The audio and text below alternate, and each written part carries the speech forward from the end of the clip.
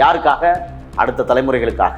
யாருடைய தலைமுறைகள்? அவருடைய பிறப்பு. இப்போ அவங்க என்னமோ தங்கச்சி பையன் அக்கா பையன்லாம் கட்சிகளை வந்து மாநில மாணவரணி பொறுப்பாளர்லாம் வாங்கிட்டாங்களாம். டேய் பைத்தியக்காரங்களா, எதுக்குடா அந்த கட்சியை உருவாக்கணும்? சீமான இடத்துல நான் கேட்குறேன், என்ன விளாண்டுக்கிட்டு இருக்கீங்களா தமிழ்நாட்டில்? தலைவர் படத்தை போட்டுக்கிட்டு வசூல் வேட்டை பண்ணிக்கிட்டு கட்சி வேலை நடத்துறதுன்னு உங்களுக்கு எங்கேருந்து பணம் வருதுங்கிறது இப்போ தெரிஞ்சு போச்சா? வெளிநாடுகளில் தமிழ்நாட்டு தமிழர்கள் உழைக்க போனவர்களினுடைய ரத்தத்தை உறிஞ்சி கொடுக்கிற கூட்டம் தான் நாம் தமிழர்.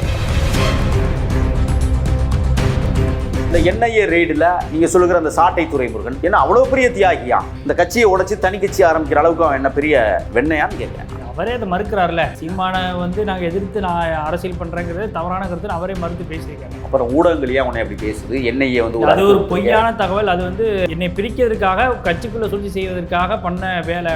என்ஐஏ ஏன் அந்த சூழ்ச்சி பண்ணணுங்கிறேன். என்ஐஏ அந்த அறிக்கையை வந்து தெளிவாக சொல்லுது.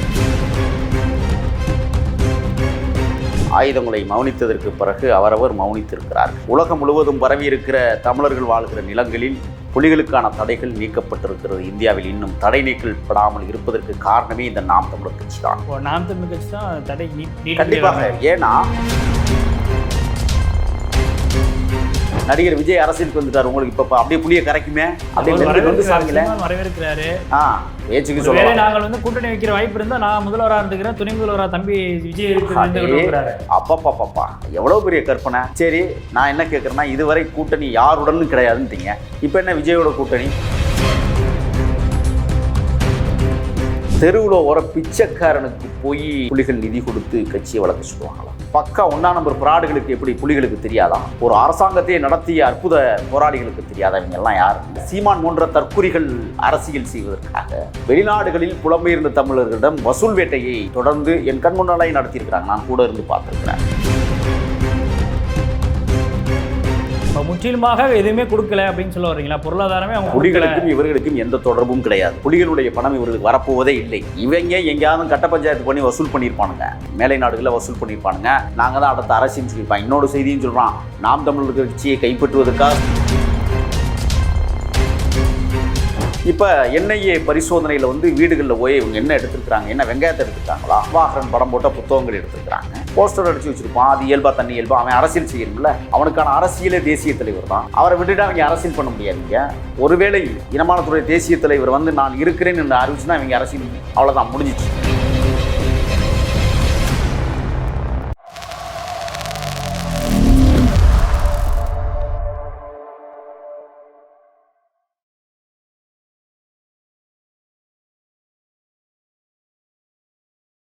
ஐத்தமிழ் நேயர்களுக்கு வணக்கம். இன்றைய நேர்காணலில் நம்முடைய இணைந்திருப்பவர் தமிழ் தேசிய ஆதரவாளர் திரு முகில் அவர்கள்.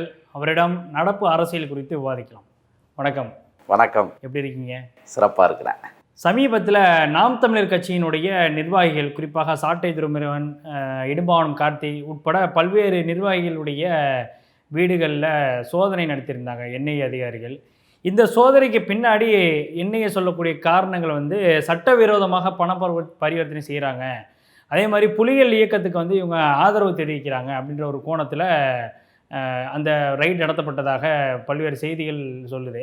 இந்த விவகாரத்தில் வந்து புலிகள் இயக்கத்தை வந்து அவங்க கோட் பண்ணி காட்டுறது அப்படிங்கிறது சரியானதாக இருக்குமான்னு நினைக்கிறீங்களா? இந்த ரைடுக்கு பின்னாடி உள்ள விஷயங்கள் என்னன்னு நினைக்கிறீங்க?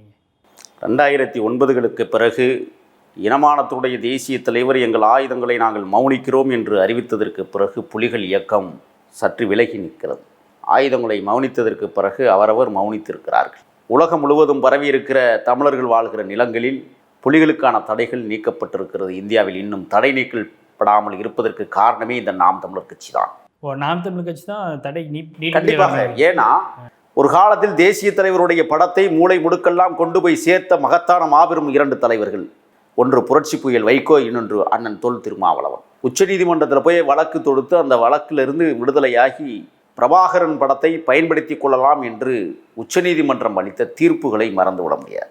நான் என்ன கேட்குறேன்னா, தேசிய தலைவரை ஏதோ குத்தகைக்கு எடுத்துக்கொண்ட கூட்டமாக இவர்கள் இருக்கிற காரணத்தால் நான் கேட்குறேன், போராளிகளிடமிருந்து பணம் வாங்கி அரசியல் நடத்துகிற அளவுக்கு அங்கிருந்து உதவி செய்கிறவர்கள் ஒன்றும் தரம் கட்டவர்கள் அல்ல. உலகம் முழுவதும் பரவி இருக்கிற தமிழீழ மக்கள் தன்னுடைய பொருளாதாரத்தை வலுப்படுத்தி கொள்வதற்காக அன்றாடம் சுமார் 20 மணி நேரம் உழைத்து கொண்டு பணியாற்றுகிறார்கள் மேலை நாடுகளில். இவனுங்க அரசியல் செய்வதற்காக, சீமான் போன்ற தற்குறிகள் அரசியல் செய்வதற்காக வெளிநாடுகளில் புலம்பெயர்ந்த தமிழர்களிடம் வசூல் வேட்டையை தொடர்ந்து என் கண் முன்னாலே நடத்தியிருக்கிறாங்க. நான் கூட இருந்து பார்த்துருக்கிறேன். சாட்டை துரைமுருகன் போன்றவனெல்லாம் வந்து யார் என்பதை முதல்ல தோல் உரிக்கணும். அவன்லாம் யார்? அவனுக்கு இந்த தமிழ் சமூகத்திற்கு என்ன தொடர்பு இருக்கிறது? எங்கள் தலைவர் அண்ணன் முத்துக்குமாரின் மறைவிற்கு பிறகு அவர் திருமணம் செய்த மனைவியை தான் இந்த சாட்டை துரைமுருகன் திருமணம் செய்திருக்கிறான். கேட்டால் என்ன சொல்லுவான்? சாதி மறுப்பு திருமணம் சொல்லுவான், மறுவாழ்வு திருமணம் சொல்லுவான். பக்கா பிராடு, 1ஆம் நம்பர் பிராடு. என்ஐஏ சோதனை வந்து இந்திய அரசாங்கம் இப்பொழுது என்ன செய்கிறது என்றால், ஏற்கனவே இந்த சீமான் ஒரு வார்த்தையை விட்டார். ஆமாம், ராஜீவ்காந்தி நாங்கள் தான் கொன்றோம். பைத்தியக்காரங்களா? உலகளாவிய அரசியலை முதலில் யோசிக்க வேண்டும். சர்வதேச அரசியல் என்ன சொல்கிறது? காங்கிரஸிற்கோ திராவிட முன்னேற்ற கழகத்திற்கோ நான் வக்காலத்து வாங்க வரவில்லை. 22 நாடுகள், சர்வதேச நாடுகள் இணைந்து ஈழ யுத்தத்தை அளித்தது. இந்தியா துணை நின்றது, மாற்று கருத்து இல்லை. காங்கிரஸ் என்பது வேறு, அரசு இயந்திரம் என்பது வேறு. காங்கிரஸே இல்லாட்டினாலும் அன்னைக்கு அரசு இயந்திரம் இயங்கி கொண்டுதான் இருந்திருக்கும். இந்த அரசு இயந்திரத்தில் பணியாற்றக்கூடிய பார்ப்பனர்கள் திட்டமிட்ட சதியால் ராஜீவ்காந்தியினுடைய மரணமாக இருக்கட்டும், ஈழ யுத்த நிகழ்வாகட்டும் முடிவுக்கு கொண்டு வந்திருக்கிறார்கள். ஆனால் இவர்கள் அதுக்கு பின்னாடி யார் இருக்கா அப்படின்னு சொல்றீங்க? முழுக்க முழுக்க RSS கும்பல் தான் இருக்கு. நான் சொல்றேன், ஏன் சுப்பிரமணிய சுவாமியை இன்னும் ராஜீவ்காந்தி மரணத்தில் விசாரிக்கவில்லை? ஜெயின் கமிஷனில் அவர் பெயர் இடம்பெற்றிருக்கிறதா இல்லை, ஏன் விசாரிக்கவில்லை? இன்றைக்கு சுமார் 86% 100ற்கு இருக்கிற அனைத்து நீதிமன்றங்களிலும் பார்ப்பனர்கள் ஆதிக்கம் தலை தோங்கி நிற்கிறது. எப்படி 3% இடஒதுக்கீடு கொடுத்த பார்ப்பனர்களுக்கு எப்படி 86% இடத்தை நிரப்ப முடிகிறது? அனைத்து துறைகளிலும் அவர்கள் குலோச்சி நிற்கிறார்கள். அவர்கள்தான் இந்திய கட்டமைப்பை தக்க வைத்துக் கொள்வதற்காக, தனக்கென்று ஒரு தேசம் உலகத்தில் இல்லை, ஆகையால் இந்தியாவை தக்க வைத்துக் கொள்ள வேண்டும் என்பதிலே கவனமாக இருந்து அவர்களால் சூத்திரர்கள் என்று சொல்லப்பட்ட அப்பாவி மக்களை பலிகடாவாக்கி கொண்டிருக்கிறதான் இன்றைக்கு RSS சித்தாந்தங்கள். இந்த சித்தாந்தங்களுக்குள் சீமான் சிக்கி கொண்டார். அதுதான் உண்மையான விடை. இப்போ NIA பரிசோதனையில் வந்து வீடுகளில் போய் இவங்க என்ன எடுத்திருக்கிறாங்க? என்ன வெங்காயத்தை எடுத்திருக்காங்களா? பிரபாகரன் படம் போட்ட புத்தகங்கள் எடுத்திருக்கிறாங்க. போஸ்டர் அடித்து வச்சுருப்பான். அது இயல்பா தண்ணி இயல்பா? அவன் அரசியல் செய்யணும்ல. அவனுக்கான அரசியலே தேசிய தலைவர் தான். அவரை விட்டுட்டு அவங்க அரசியல் பண்ண முடியாதீங்க. ஒருவேளை இனமானத்துறை தேசிய தலைவர் வந்து நான் இருக்கிறேன் என்று அறிவிச்சுன்னா இவங்க அரசியல் அவ்வளோதான், முடிஞ்சிச்சு. ஆக இவர்களில் NIA பரிசோதனையில் விடுதலை புலிகளை மேலும் 2 ஆண்டுகள் தடை நீடிப்பதற்கு காரணம் கிடைக்கவில்லை. போன தடவை வந்து ராஜீவை கொன்றோம் அப்படின்னு சொன்னதுக்காகவே நீடிச்சாங்க. இப்போ வந்து NIA பரிசோதனையில் வெளிநாடுகளில் இருந்து விடுதலை புலிகளிடம் பணத்தை பெற்று கட்சி நடத்துகிறார்கள் என்கிற குற்றச்சாட்டை நான் என்ன கேட்குறேன்னா, தெருவில் ஓர பிச்சைக்காரனுக்கு போய் புலிகள் நிதி கொடுத்து கட்சியை வளர்க்க சொல்லுவாங்களா? நான் கேட்குறேன். அவ்வளோ பெரிய மனுஷங்களா அவங்கெல்லாம்? பக்கா 1ஆம் நம்பர் பிராடுகளுக்கு எப்படி புலிகளுக்கு தெரியாதா? ஒரு அரசாங்கத்தையே நடத்திய அற்புத போராளிகளுக்கு தெரியாத இவங்கெல்லாம் யாருன்னு? NIAக்கு ஒரு இது கிடைக்க வேண்டும். அதற்காக இன்றைக்கி வந்து அவங்க வீடுகள் எல்லாம் சோதனை என்கிற பெயரில் புலிகளை கொச்சைப்படுத்துவதை நிறுத்தி கொள்ள வேண்டும். எங்கள் இனமானத்துடைய தலைவரை கொச்சைப்படுத்துவதை நிறுத்தி கொள்ள வேண்டும். நாம் தமிழருக்கு உங்களுக்கும் பிரச்சனை, நீங்கள் தனியாக மோதிக்குங்க. நீங்கள் புலிகளோடு எந்த விதமான இணைப்பு பாலத்தையும் உருவாக்கி விடக்கூடாது. புலிகளுக்கும் இவங்களுக்கும் எந்த தொடர்பும் இல்லை. அது உங்களுக்கு தெரியும்ல? நாம் தமிழர் கட்சிக்கும் புலிகளுக்கும் என்ன தொடர்பு இருக்குது சொல்லுங்கள்? ஏதாவது தொடர்பு இருக்கா? இல்லை ஏதாவது இவங்க வேலை செஞ்சுருக்காங்களா? முன்னிறுத்தக்கூடிய அரசியல் அப்படிங்கிறதே அவங்க தமிழ் தேசியத்தை முன்னிறுத்தி அரசியல். அதற்காக புலிகள் வந்து ஆயிரக்கணக்கில் கொடுத்துருவாங்க, கோடிக்கணக்கில் கொடுத்துருவாங்களா? தமிழ்நாட்டு அரசியல் உங்களுக்கு தேவையே இல்லை. இப்போ முற்றிலுமாக எதுவுமே கொடுக்கல அப்படின்னு சொல்ல வர்றீங்களா? பொருளாதாரமே புலிகளுக்கும் இவர்களுக்கும் எந்த தொடர்பும் கிடையாது. புலிகளுடைய பணம் இவர்களுக்கு வரப்போவதே இல்லை. இவங்க எங்கேயாவது கட்ட பஞ்சாயத்து பண்ணி வசூல் பண்ணியிருப்பானுங்க, மேலை நாடுகளில் வசூல் பண்ணியிருப்பானுங்க. நாங்கள் தான் அடுத்த அரசின்னு சொல்லியிருப்பாங்க. இன்னொரு செய்தியும் சொல்கிறான், நாம் தமிழர் கட்சியை கைப்பற்றுவதற்காக சாட்டை துருமுகன் சித்து விளையாட்டு விளையாண்டு இருக்கிறாரெல்லாம் செய்தி வருது. எனக்கு ஒன்றுமே புரியலை. சீமான்கிட்ட நாங்கள் கட்சியை ஒப்படைச்சோம். அண்ணன் முத்துக்குமார் போன்ற பெரிய தலைவர்கள் கட்சியை சீமான் இடத்துல ஒப்படைத்தார்கள். சீமான் இப்போ இந்த கட்சியை எங்கே ஒன்று நிப்பாட்டி இருக்கிறாரு? தன் குடும்பத்துக்குள்ளே கொண்டு போய் நிப்பாட்டி வச்சுருக்கிறாரு. யாருக்காக? அடுத்த தலைமுறைகளுக்காக. யாருடைய தலைமுறைகள்? அவருடைய பிறப்பு. இப்போ அவங்க என்னமோ தங்கச்சி பையன் அக்கா பையன்லாம் கட்சிகளை வந்து மாநில மாணவரணி பொறுப்பாளர்லாம் வாங்கிட்டாங்களாம். டேய் பைத்தியக்காரங்களா, எதுக்குடா அந்த கட்சியை உருவாக்கணும்? சீமான இடத்துல நான் கேட்குறேன், என்ன விளாண்டுக்கிட்டு இருக்கிறீங்களா தமிழ்நாட்டில்? தலைவர் படத்தை போட்டுக்கிட்டு வசூல் வேட்டை பண்ணிக்கிட்டு கட்சி வேலை நடத்துறதுன்னா உங்களுக்கு எங்கேருந்து பணம் வருதுங்கிறது இப்போ தெரிஞ்சு போச்சா? வெளிநாடுகளில் தமிழ்நாட்டு தமிழர்கள் உழைக்க போனவர்களினுடைய ரத்தத்தை உறிஞ்சி கொடுக்கிற கூட்டம் தான் நாம் தமிழர் கூட்டம். பொருளாதாரத்தை ஈட்டுறதை வந்து புலிகளோட தொடர்புபடுத்தி பேசுறது சரியா இருக்குமா? இந்திய அரசிற்கு எச்சரிக்கை சொல்லுகிறோம். மீண்டும் மீண்டும் எங்கள் அமைப்புகளை நீங்கள் அவமானப்படுத்தாதீர்கள். அவரவர்கள் பிழைப்புக்காக ஓடிக்கொண்டிருக்கிறார்கள் தமிழீழ மக்கள். தயவுசெய்து புலிகள் அமைப்பு இப்பொழுது இல்லை. இந்த அமைப்பை நீங்கள் மீண்டும் மீண்டும் கேவலப்படுத்தி உலகத்தில் ஒரு பயங்கரவாத கும்பல் என்று இன்றைக்கும் பறைசாற்றுகிற இடத்திற்கு நீங்கள் கொண்டு வர முயற்சிக்கிறீர்கள். அடுத்த எக்ஸ்டென்ஷன் கொண்டு வரணும், தடையை இன்னும் கொஞ்சம் சிறிது காலம் 2 ஆண்டு காலம் நீட்டிக்கணும்ல. அதுக்காக பண்றாங்க. அந்த 2 ஆண்டு காலம் நீட்டிப்பதற்கு வழி தேடுனா இவங்க எல்லாம் தலைவர் படத்தை போட்டுட்டு அரசியல் பண்ணிட்டு இருக்காங்க.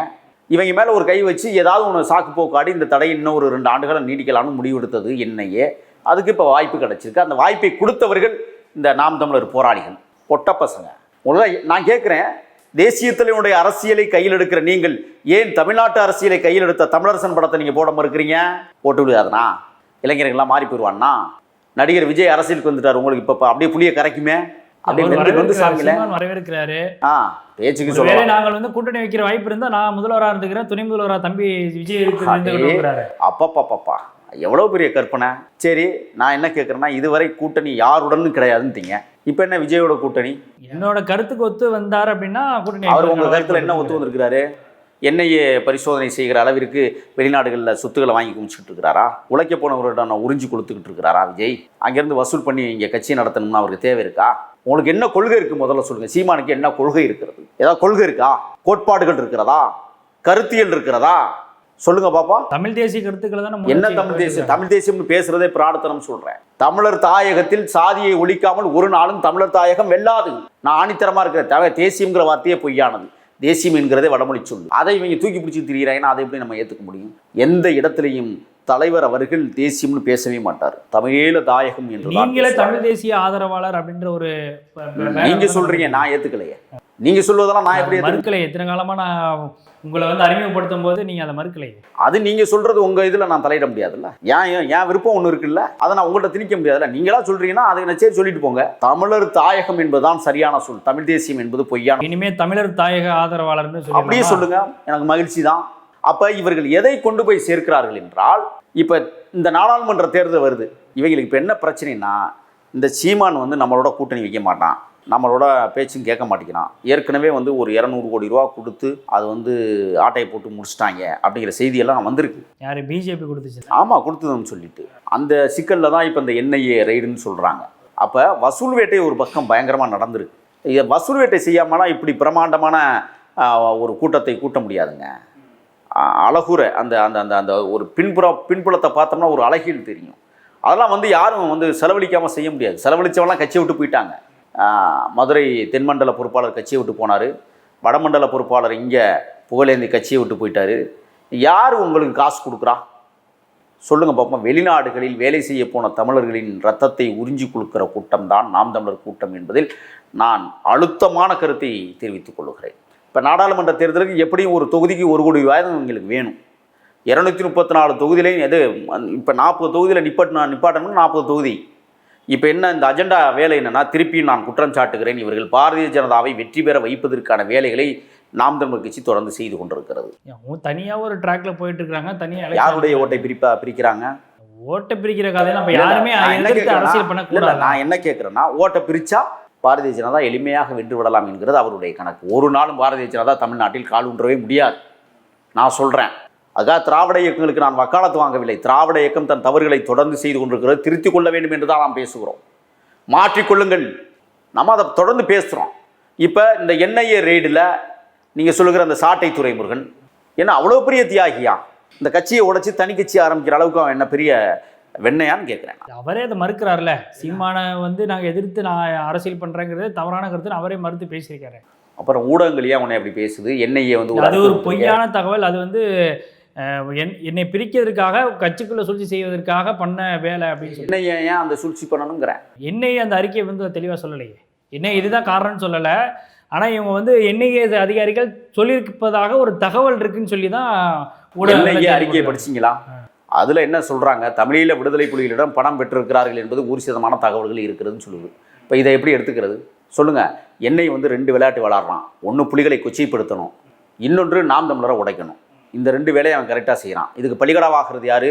உண்மை போராளிகளாக தேசிய தலைவரை நெஞ்சிலை நிலைநிறுத்தி கொண்டிருக்கிற தம்பிமார்கள் இன்றைக்கு கலங்கி போய் நிற்பார்கள். இல்லை, ஒரு பக்கம் நீங்கள் வந்து பாஜகவுக்கு ஆதரவாக அவருடைய செயல்பாடுகள் அமையுது அப்படின்னு சொல்கிறீங்க. ஆமாம். இன்னொரு பக்கம் பாஜக இவங்களை உடைக்கிறதுக்கு பார்க்குறாங்க அப்படின்னு சொல்கிறீங்க. ஆமாம். இப்போ இதில் எது உண்மை? இப்போ இவர் உடைக்கணும்னு நினச்சிச்சுன்னா அவங்க நேர் எதிராக இருக்கிறாங்கன்றதான அர்த்தம் புரிஞ்சுக்க. என்னன்னா, நாம் தமிழர் கட்சியில் பெரிய தலைகள் கட்சி விட்டு போயிட்டாங்க. இப்போ இருக்கிற 1-2 பேரில் இந்த சாட்டை துரைமுருங்கிறவன் ஒருத்தன் இருக்கான். இப்போ இவனை கட்சி விட்டு பிரிச்சுட்டா மவுஸ் குறையுது இல்லை. இவன் ஒரு மாஸ் கிரேடுன்னு நான் சொல்லலை. இப்போ இடும்பவனம் கார்த்திகை வீட்லேயும் பரிசோதனை நடந்தது. நான் சாட்டை துரைமுருகனை மட்டும் பேசலை. இடும்பவனம் கார்த்திகை வீட்லேயும் ரைடு. அவன் தான் மாநில இளைஞரணி தலைவர். இப்போ அவன் வீட்லேயும் தொடர்பு படுத்தி பேசியிருக்காங்க. நான் என்ன கேட்குறேன், இவங்கெல்லாம் புலிகளை பார்த்துருப்பார்களா? பார்க்காத கோமாளிகளை போய் இணைத்து பேசுவது என்பது ஏற்புடையதா? NIA அந்த தவறை செஞ்சுக்கிட்டு இருக்கு சொல்லுங்கள். அப்போ அவர்களுக்கு 2 சித்து விளையாட்டு விளையாடணும். ஒன்று நாம் தமிழரை அப்புறப்படுத்துவது, இன்னொன்று விடுதலை புலிகளை கொச்சைப்படுத்துவது. இதில் 2லையும் அவங்க தெளிவாக இருக்கிறாங்க. இப்போ அடுத்த கட்ட தலைவர்களை மௌனமாக்கிட்டோம் அப்படின்னா கட்சி ஈஸியாக உடைச்சிடலாம் அப்படின்னு நினைக்கிறாங்களா? நீங்கள் அதிமுக உடைச்சாங்கல்ல, எப்படி உடைச்சாங்க சொல்லுங்கள். அதிமுக இன்றைக்கி 3 கூறுகளாக உடைச்சிட்டாங்கல்ல. இப்போ 3 கூறுகளாக உடைச்சோன்னா இன்றைக்கி தனியாக வந்து நான் கூட்டணி அமைக்கிறேன்னு சொல்லி இன்றைக்கி பேரம் பேசிகிட்டு இருக்காங்கல்ல. இந்த 1 மணி நேரத்துக்கு முன்னாடி கிடைத்த தகவல், பாட்டாளி மக்கள் கட்சிக்கு 21 சீட்டு கொடுத்தா நாங்கள் உடனே வந்து கூட்டணி வச்சுக்கிறோன்னு சொல்லி பேரம் பேச ஆரம்பிச்சிட்டாங்க. இன்னொரு பக்கம் CV சண்முகத்தோட போய் ராமதாஸை சந்திக்கிறாரு. அப்போ இது என்ன முரண்பாடுகள்? தமிழக அரசியல் தளத்தில் இந்த 10-20 நாளைக்கு பாருங்கள், அப்படியே சும்மா பம்பரமாக சுழருவானுங்க இந்த அரசியல் பொறுக்கிகள். ஏன் சீட்டு வாங்கணும், பதவி வாங்கணும், பணம் வாங்கணும், கோடி கோடியாக பெட்டி வாங்குறதுக்கு இப்போ ஓடிக்கிட்டு இருக்காங்க. அதுதான் இப்போ இந்த ஓட்டம். ஆக அந்த அடிப்படையில் பார்த்தோமேயானால் கட்சிகளை பிளவுபடுத்தி தனிமைப்படுத்தி தன்னை முன்னிலைப்படுத்திக் கொள்ள வேண்டும் என்பதுதான் பாரதிய ஜனதாவுடைய திட்டம். அதிமுக இன்றைக்கு 3 பிரிவுகளாக இருக்கிறது. ஒன்று சசிகலா, எடப்பாடி 2 பேருக்கும் கருத்து மோதல் இருந்தாலும் கூட சசிகலா இன்றைக்கு OPS TTVயோடு நிற்கிறாங்க, ஒரு பிரிவாயிடுச்சு. எடப்பாடி ஒரு பிரிவாக இருக்கிறாங்க. இப்போ அதிமுக ஓட்டு செம்பாதியாக நிற்கிது. அதனால தான் அதிமுகவோடு யாரும் கூட்டணி பேசுகிறதுக்கு முயற்சி எடுக்கலை. ஏன் போய் நின்னா தோற்றுருவோங்கிற. ஏன்னா தென் மண்டலங்களில் TTV தினகரன் மற்றும் OPS செல்வாக்கு உயர்ந்து நிற்குது. நீங்கள் கொங்கு மண்டலத்தில் உங்களுடைய செல்வாக்கு சரிஞ்சு தான் கிடக்கு. அங்கே கொங்கு மண்டலத்துக்கு பக்கம் RSS பாரதிய ஜனதா வளர்ந்து கொண்டிருப்பதாக செய்திருக்கிறது. அப்படியே கிழக்கு மண்டலத்துக்கு போங்க. கிழக்கு மண்டலத்தில் யார் வலுவாக இருக்கா? திராவிட முன்னேற்ற கழகம் எப்போதுமே டெல்டா பகுதியில் வலுவாக இருக்கும். வடமண்டலத்தில் விடுதலை சிறுத்தைகள் வலுவாக இருக்குது. என்ன பண்ண போகிறீங்க நீங்கள்? ஆக தமிழ்நாட்டை 4 கூறுகளாக பிரித்து வைத்திருக்கிறார்கள் ஓட்டுகளுக்காக. தமிழர்களை பிளவுபடுத்தி கொண்டிருக்கிறார்கள். இந்த அடிப்படையில் பார்த்தோமேயானால் இன்றைக்கு பாரதிய ஜனதா மிக சரியான திட்டத்தை கையில் எடுத்து இயக்கங்களை உடைப்பதிலே வெற்றி கண்டிருக்கிறார்கள். அதனுடைய தொடர்ச்சி தான் இன்றைக்கு நாம் தமிழர் கட்சி. அவங்களே உடைச்சி அங்கே இருக்கிற இளைஞர்களை நம்ம பக்கம் திருப்பணும். இதுதான் அவங்களுடைய அஜெண்டா. அதற்கான முன்னேற்பாடுகள் தான் இந்த NIA பரிசோதனை. இந்த NIA பரிசோதனையில் வந்து இன்றைக்கி வந்து அவங்க விடுதலை புலிகளை கொச்சைப்படுத்துவதற்காகத்தான் இப்படி ஒரு திட்டத்தை அவர்கள் கையில் எடுக்கிறார்கள்.